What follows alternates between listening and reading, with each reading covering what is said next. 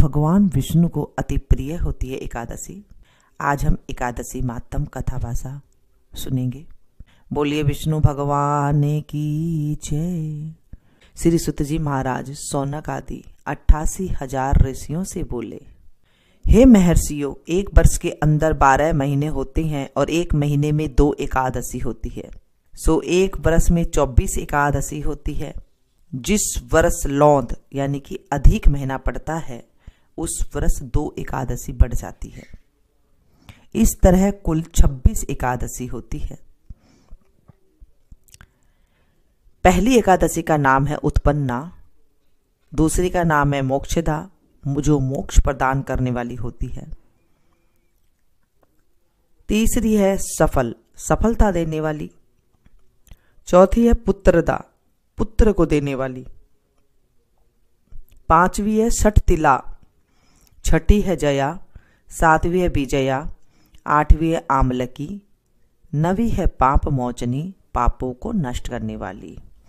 10वीं है कामदा, 11वीं है बरुथनी, 12वीं है मोहिनी, 13वीं है अपरा और 14वीं है निर्जला, 15वीं है योगिनी, 16वीं है देवसैनी, 17वीं है कामिदा, 18वीं है पुत्रदा, 19वां है अजा, 20वीं है परिवर्तनी, 21वीं है इंदर, 22वीं है पांसाम कुसा,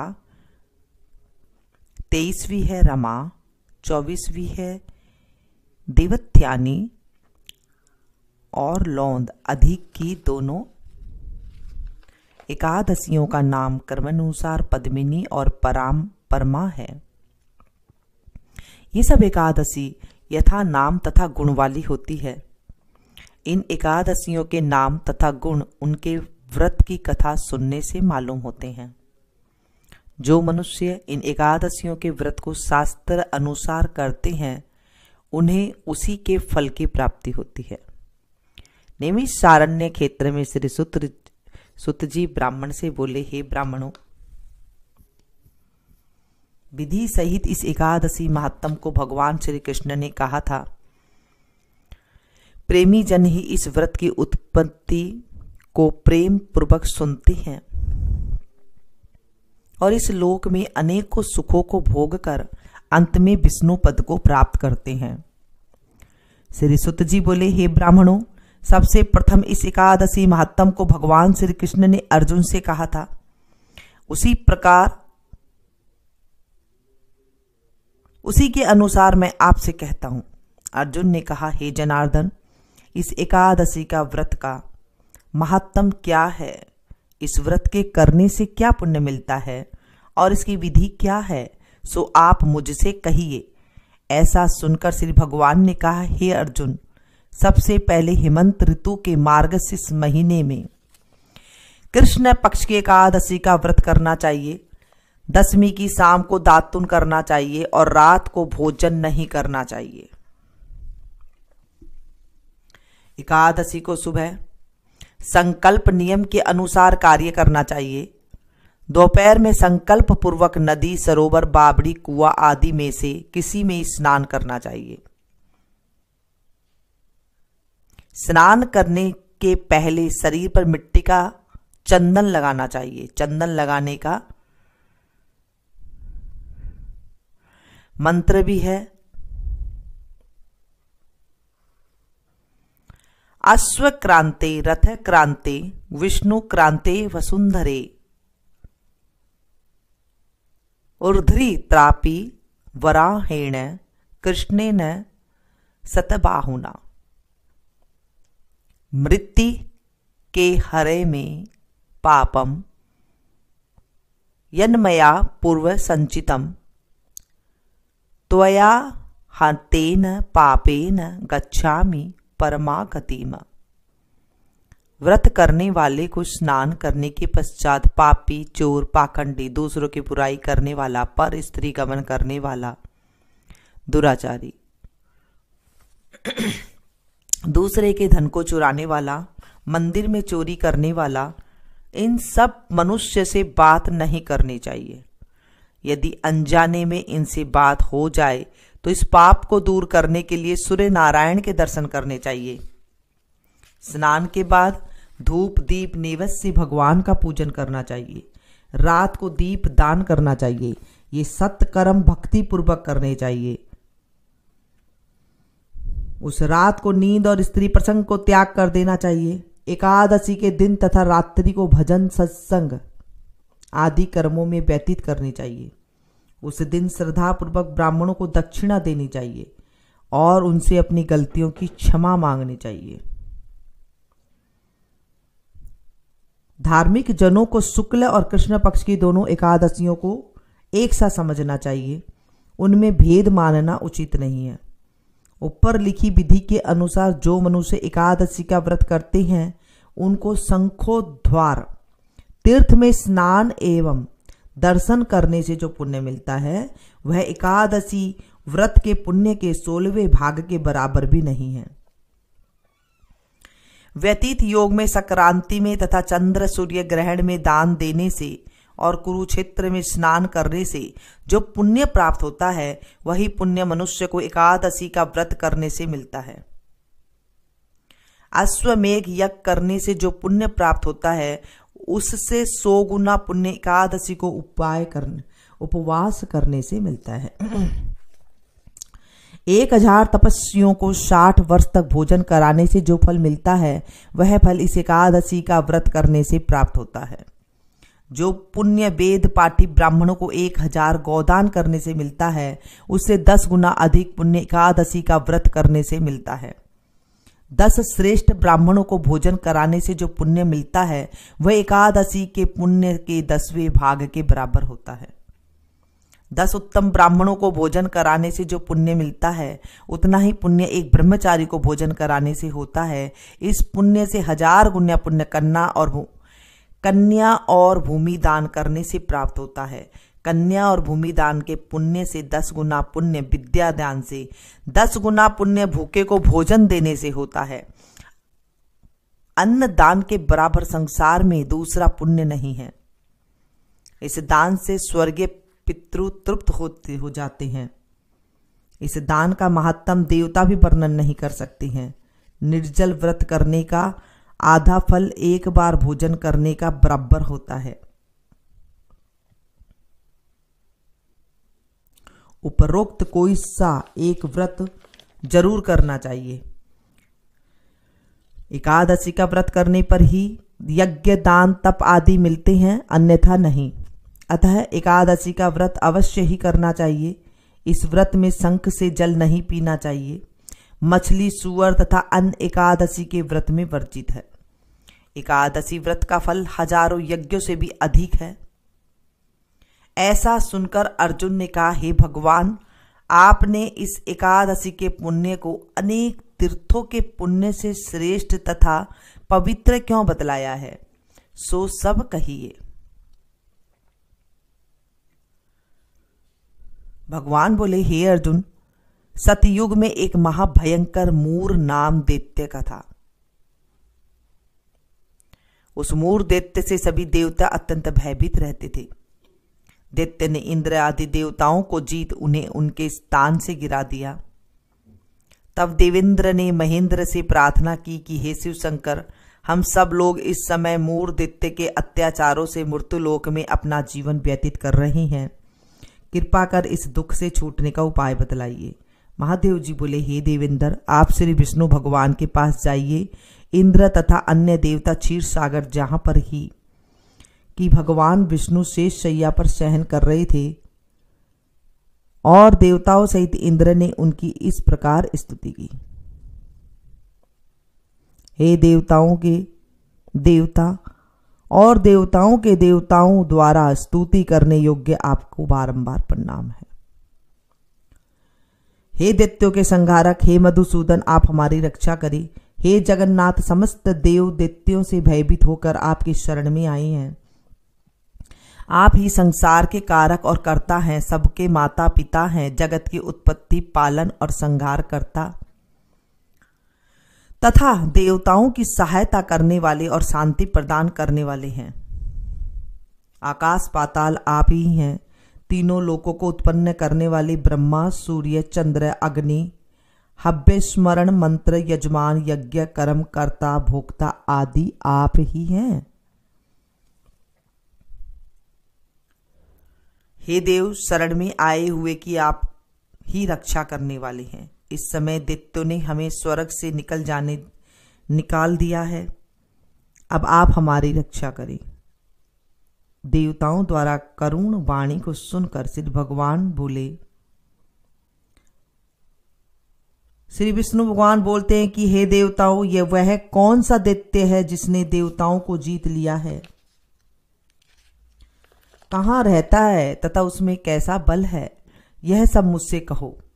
भगवान के वचनों को सुनकर इंद्र बोला, हे भगवान,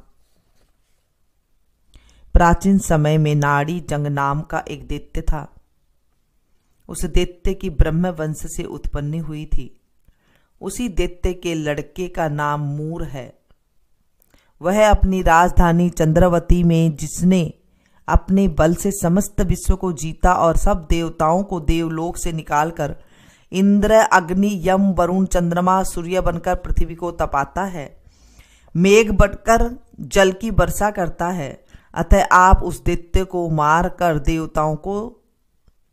देवताओं की जीत कराओ। इंद्र के वचन सुनकर श्री विष्णु भगवान बोले, हे देवताओं, मैं तुम्हारे शत्रुओं का शीघ्र ही संहार करूंगा। अब सब चंद्रावती नगरी को जाइए। इस प्रकार भगवान विष्णु देवताओं से कहकर उनके पीछे पीछे चंद्रावती नगरी को चल दिए। उस समय मूर अनेक दैत्यों के साथ युद्ध भूमि में गरज रहा था। युद्ध होने पर असंख्य दानव अनेकों अस्त्र शस्त्रों को धारण कर देवताओं से युद्ध करने के लगे, परंतु देवता दानव के आगे एक क्षण भी न ठहर सके। तब भगवान भी युद्ध भूमि में आ गए। भगवान विष्णु को देखा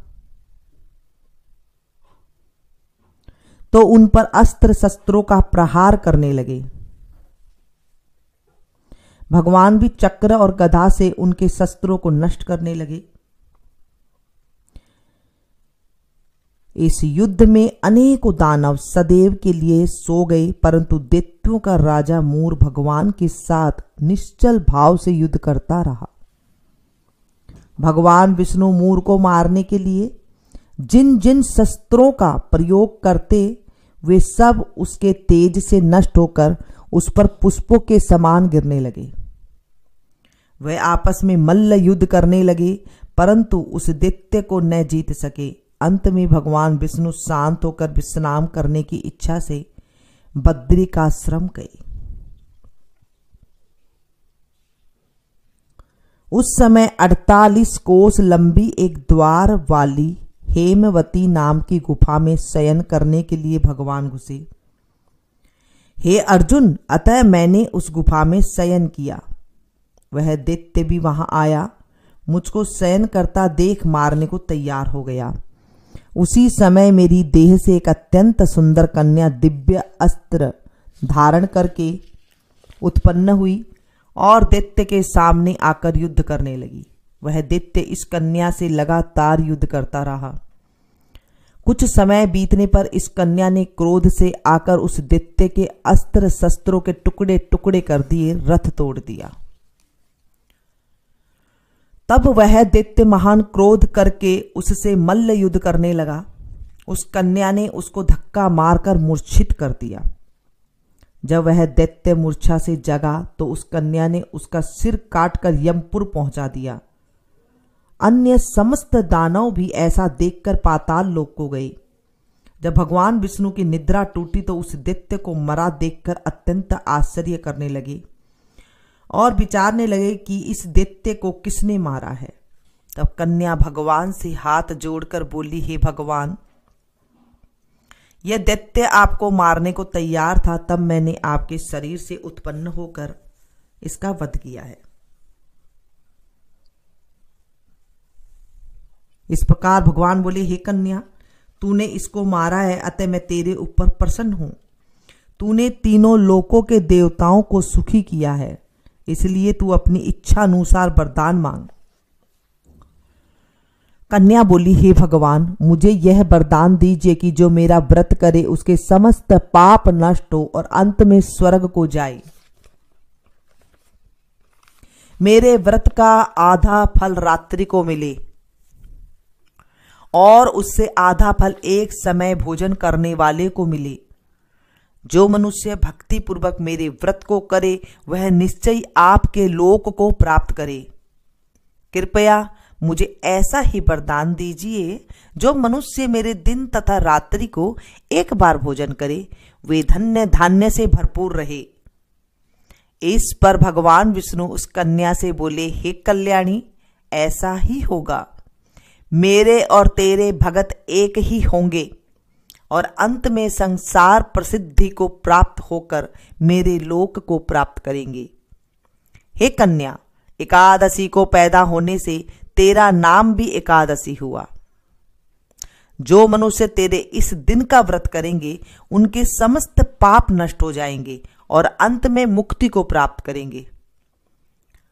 तू मेरे लिए अब तीज, आठें, नौमी और 14 से भी अधिक प्रिय है। तेरे व्रत का फल सब तीर्थों के फल से महान होगा।